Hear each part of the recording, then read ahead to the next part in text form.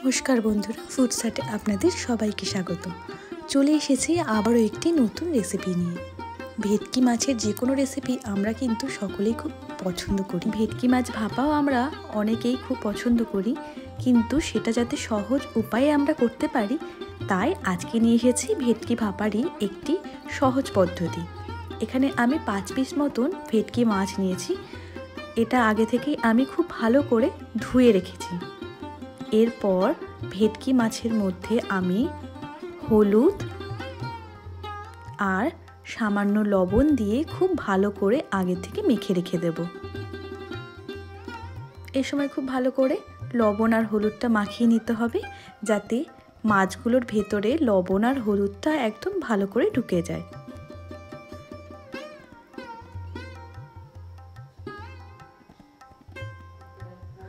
এরপর আমরা ভেটকি ভাপার জন্য যে উপকরণগুলো লাগছে সেগুলো বানিয়ে নেব। এখানে আমি একটি মিক্সির জারের বোল নিয়েছি, তার মধ্যে আমি 1.5 চামচ মতন পোস্ত দেব। এরপর ঠিক পোস্ত যতটা নিয়েছি ততটাই আমি এখানে সর্ষে ব্যবহার করছি। 1.5 চামচ মতন কালো সর্ষে এর মধ্যে অ্যাড করব।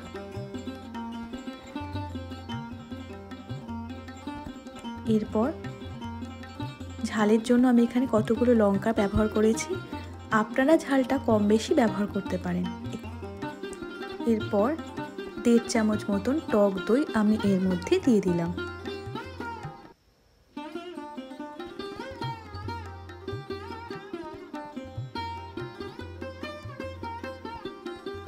যাতে সম্পূর্ণ মশলাগুলো খুব ভালো করে পেস্ট করে নিতে পারি।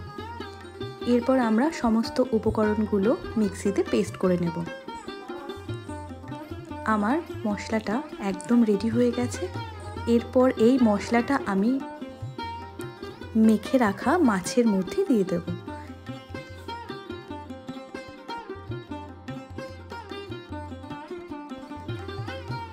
এখানে কিন্তু আপনারা মশলাটা ছাঁকনির সাহায্যে ছেঁকেও দিতে পারেন। যেহেতু মশলাটা আমার খুব মিহি হয়েছে, তাই আজকে আমি ছেঁকে দিইনি। এরপর এর মধ্যে কিন্তু সামান্য জল দিয়ে দিতে হবে, কারণ যেহেতু মাছটা সেদ্ধ হওয়ার ব্যাপার আছে, তাই আমরা এর মধ্যে সামান্য জল কিন্তু অ্যাড করব।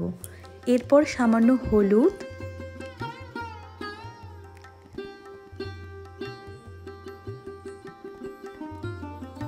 স্বাদ মতন লবণ দিয়ে দিলাম। এরপর হলুদটা আস্তে আস্তে মশলার সাথে একটু মিক্সড করে দেব।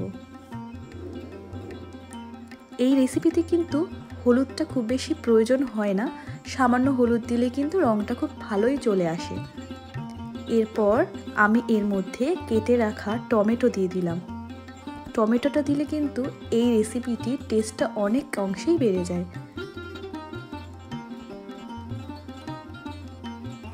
আস্তে আস্তে টমেটোগুলো সাজানো হয়ে গেলে কাঁচা লঙ্কা চিড়ে এর মধ্যে আমি দিয়ে দিলাম।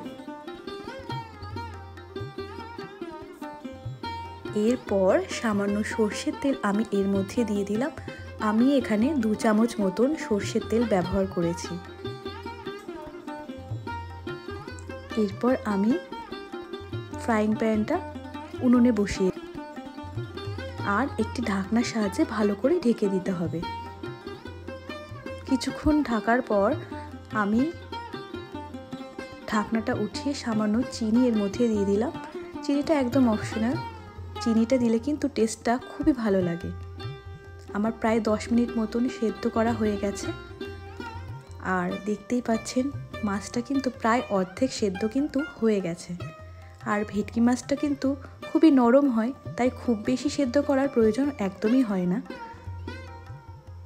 ঝোলটাও অনেকটাই শুকিয়ে গেছে। তাহলে আজকে রেডি আমাদের রেসিপি ভেটকি ভাপা। এরপর গরম গরম ভাতে পরিবেশন করুন আজকের ভেটকি ভাপার রেসিপি।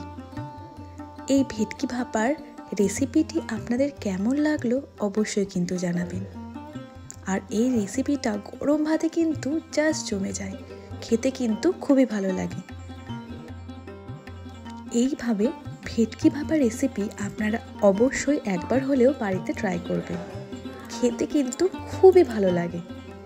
তাহলে এই রেসিপিটি কেমন লাগলো অবশ্যই কিন্তু আমাকে জানাবেন। নতুন নতুন রেসিপি পাওয়ার জন্য আমার চ্যানেলটিকে অবশ্যই কিন্তু সাবস্ক্রাইব করবেন। তাহলে আজ এই পর্যন্ত, নমস্কার।